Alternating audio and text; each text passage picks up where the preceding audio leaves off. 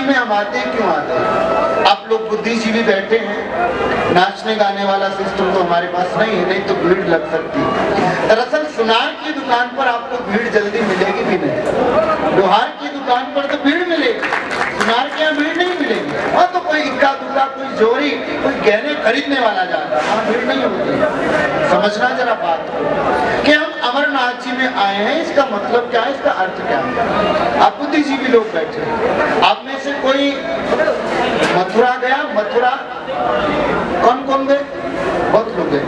मथुरा का क्या प्रसिद्ध है? हाँ जी, थोड़ा जोर से पेड़ा। क्या प्रसिद्ध है? क्यों भगवान कृष्ण प्रसिद्ध नहीं है? क्या ख्याल है आपका? लेकिन ध्यान कहाँ अटका? पेड़े पर ध्यान कहाँ अटका है? अमरनाथ जी में 80% लोग तो लंगरों की व्यवस्था देखने आते हैं कि लंगर में कितना बढ़िया लगा और किसने कितनी वीआईपी आइटम बनाई। अब समझना जरा, तीर्थ में हम आए हैं, हमको तीर्थ में आने का अर्थ पता होना चाहिए। तीर्थ में आकर के हमको क्या प्राप्त हो सकता है, हमको ये पता होना चाहिए। आप परमात्मा का भजन घर में बैठ के करो, ठीक है, मंदिर में बैठ के करो, ठीक है, कहीं भी करो। पहले समय में तीर्थ में लोग आते क्यों थे? कि घर के प्रपंच को घर में छोड़े, तीर्थ में जाकर चिंतन करें परमात्मा का। लेकिन आज तीर्थ में आकर हम परमात्मा का चिंतन कम करते हैं, दिन भर फोन पर लगे रहते हैं, दुकान पर फोन कर लेते हैं, कोई आया तो नहीं, कितना माल आया, बैंक में कितना जमा हुआ।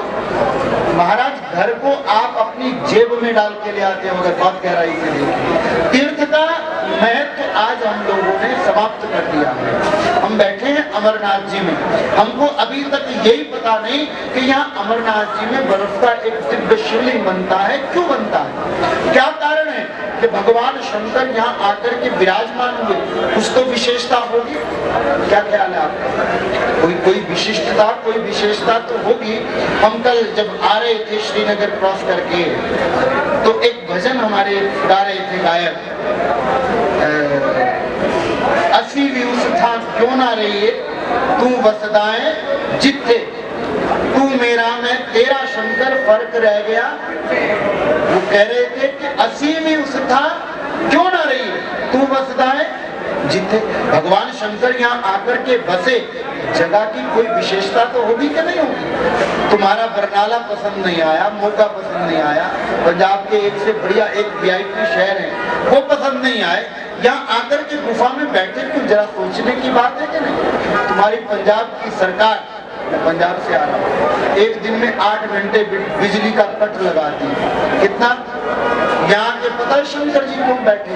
यहाँ एसी की प्रॉब्लम नहीं है, 12 महीने यहाँ एसी चलता ही रहता है, शंकर जी के लिए भी और तुम्हारे लिए भी, तुम्हारे लिए भी। आप भगवान की एक एक व्यवस्था बड़ी गजब की। जरा समझिए कि अमरनाथ जी की ये परंपरा चली क्यों, कहाँ से चली, कहाँ से हमने इसको जाना, क्यों भगवान शंकर ने इस स्थान को चुना?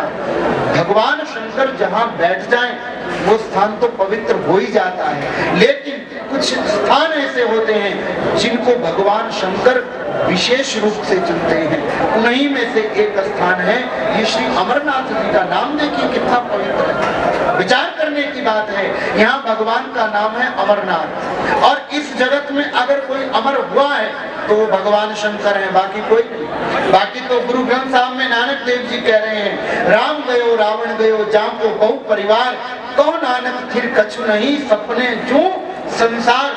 राम आए तो राम को भी जाना पड़ा, कृष्ण आए तो कृष्ण को भी जाना पड़ा।